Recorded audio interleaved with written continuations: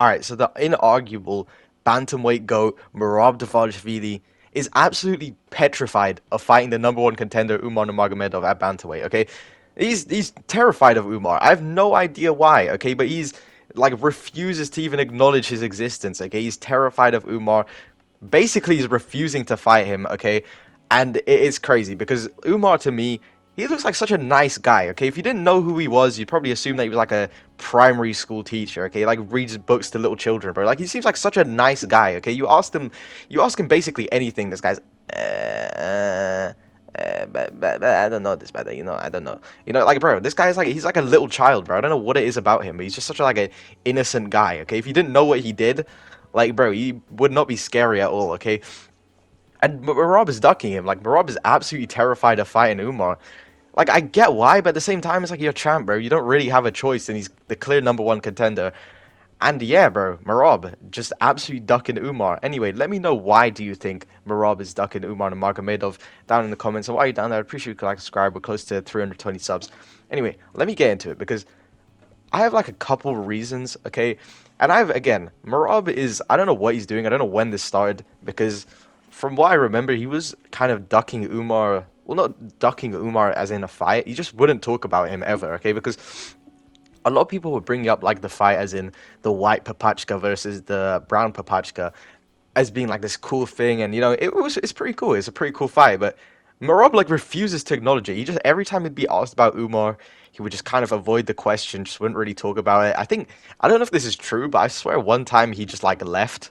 Like when someone asked him about Umar, I don't know if that's true, but he just like left mid like interview, I guess. But still, he's been kind of just ducking the topic of Umar, especially after. Okay, this is the craziest part. After now, he is absolute. Like I don't even know how delusional this guy. Okay, I glaze Merab a lot, but Jesus Christ, bro, what on earth is going on with him? Okay, he's saying he wants to fight O'Malley in December or Figueiredo in December, but if he's gonna fight Umar, then he's gonna wait till March. What, like, bro, what is the logic in that at all? Bro, like, what is that even, like, I don't even get that at all, because obviously March starts, that's Ramadan, I believe. Like, he just doesn't want to fight him. He doesn't want to fight him at all, bro. Like, I don't know what he's doing. It's like he refuses to fight Umar. After the, press conference, this guy was like, he's gonna talk to Dana White and see if he can get a different fight. I don't know why, but he absolutely despises Umar. Okay, this is like hating puppies, by the way. Okay, Umar is a pretty nice guy.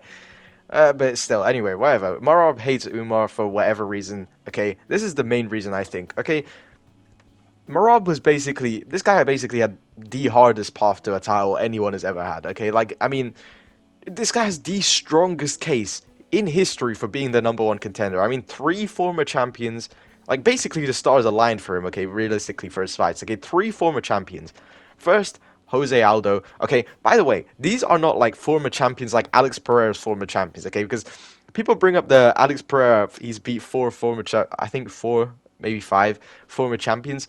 Like it's some crazy, crazy former champ. Like this guy didn't beat bloody like Daniel Cormier, John Jones, bro. He beat bloody Sean Strickland, Jamal Hill, zero title defenses. What's his name? Yuri Prohaska, zero title defenses. Like I'm not downplaying that. Those are still great wins, but it's like bro, Merab beat Jose Aldo, who is the featherweight goat. And by the way, Aldo was not washed, okay? You cannot say that Aldo is washed because he's still good to this day. Like, he's still a good fighter, okay? He's not like, I don't even know, like, just Tony Ferguson washed. Like, this guy, he's not, like, fully washed. He's still pretty good. Obviously not prime Aldo, but he's still fairly decent, okay? Like, he's not terrible. So, that's a pretty good win. Like, this is a decent Jose Aldo, who still is holding up to this day. Like, 43 years old, he's still doing well.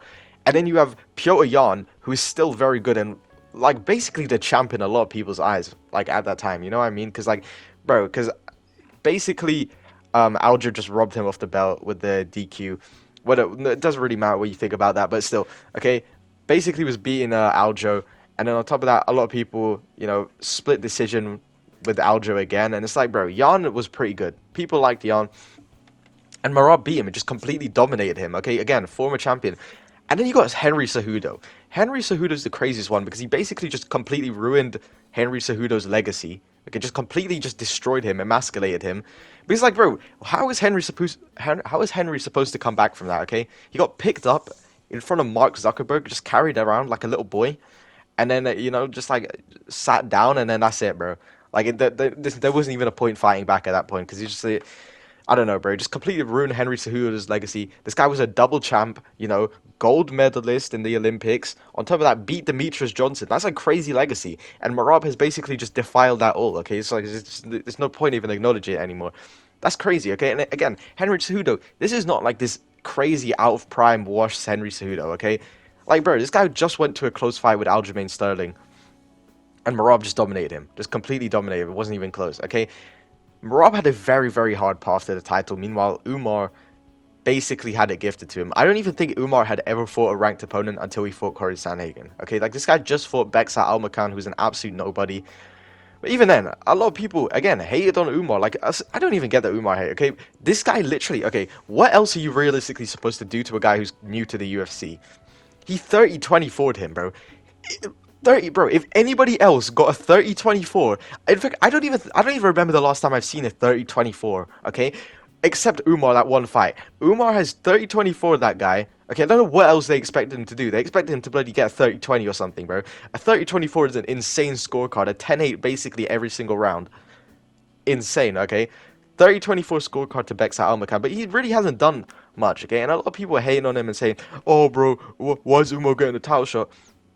And then they were hating on Umar. It's like, I don't get it, bro. Do people understand that Umar doesn't like pick his fights? He doesn't decide whether he fights or not, like who he fights. Like he doesn't. Like, it's not like he was cherry picking. Like, do you really think Umar was like bloody ducking Rob Font, bro? Like, he said no, I don't want to fight Rob Font, but not Rob Font, but give me backside, but I don't want to fight Rob Font, but like, he wasn't doing this, bro. Like, it wasn't like that. I don't know why people would hate on Umar for everybody ducking him. Like, I don't get why that's his fault. It's like, if nobody wanted to fight him, like, what else are they supposed to realistically do?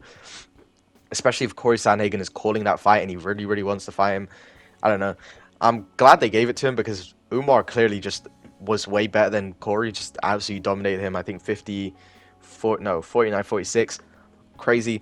But still, I think that's the main reason that Merab hates Umar. But I think another big reason is that Merab is, after all this time that he's fought for the belt, and like I said, he's had a very tough road to the belt, and then his first title defense is supposed to be Umar Nurmagomedov. Like, what is he, 18-0 or something? He's 18-0, just destroyed Corey Sandhagen in the striking, okay? Corey Sandhagen, very, very good striker, just completely dominated him in the striking, okay?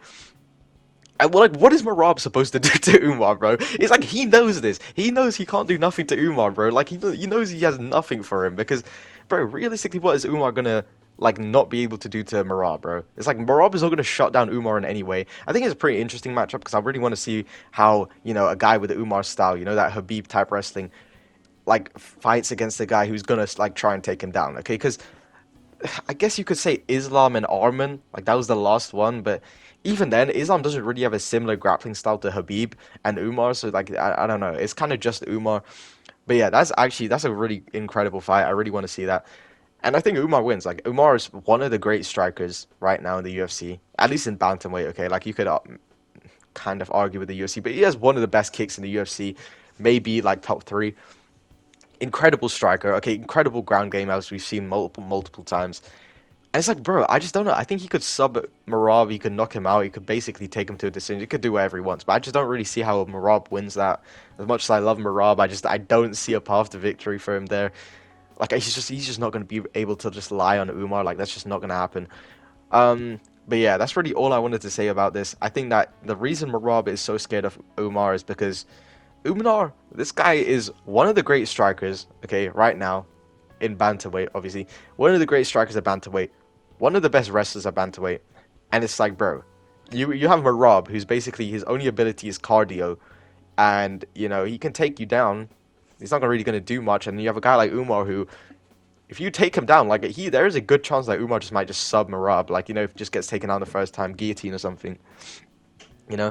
Anyway, that's really going to be it. I wanted to talk about one fight in specific. I think Mauricio Rufy versus Charlie Campbell got announced for UFC 309. That is a very interesting fight right there. I'm glad they made that.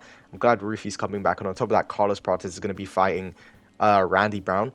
309 is looking a lot better now because Jesus Christ, bro, when it first got announced, but that genuinely was one of the worst cards ever. They do this quite a lot with bad cards, like they add the good fights afterwards.